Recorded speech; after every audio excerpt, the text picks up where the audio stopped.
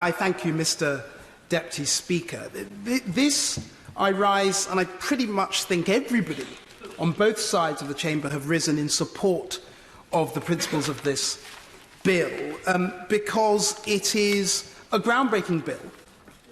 It enables long-term environmental improvements over 25, 30, generational improvements that will make our country better, cleaner and safer for the environment and for all of us for many years to come. And as I was reading through this bill, I picked up on certain ways in which this bill will improve the lives of my constituents in Hitchin and Harpenden, and I thought the Minister on the Treasury bench would be very interested to hear. So the first is air quality. Now, this bill enables fine particulate matter to finally have a target, legally binding target in law. And in my constituency, it will help us with the work that I'm doing to establish clean air zones around schools, or indeed the fight against Luton Airport expansion that will mean much fine particulate matter coming across some of the most rural parts of my constituency. But it's not just air quality. We have improvements for waste resource management.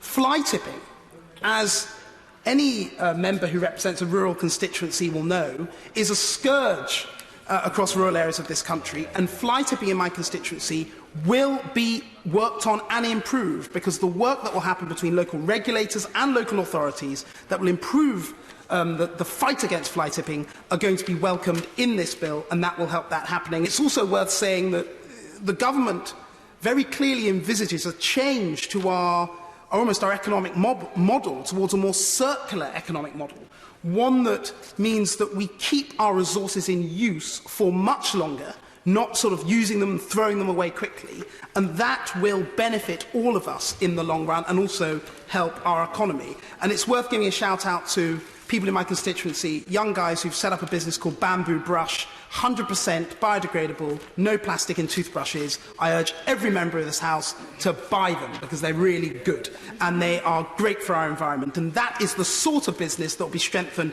by this bill. In terms of water management, the chalk streams in my constituency, such as the River Mimram, will benefit from this bill because the government realises there's a need to reform abstraction licensing so that we can help chalk streams improve and thrive. And I'm working very closely with the Ver Valley Society, and I hope to do so over the coming weeks, months and years to help that situation with the help of the government. And the last thing I'll say is about nature. Now, biodiversity net gain as a concept is groundbreaking.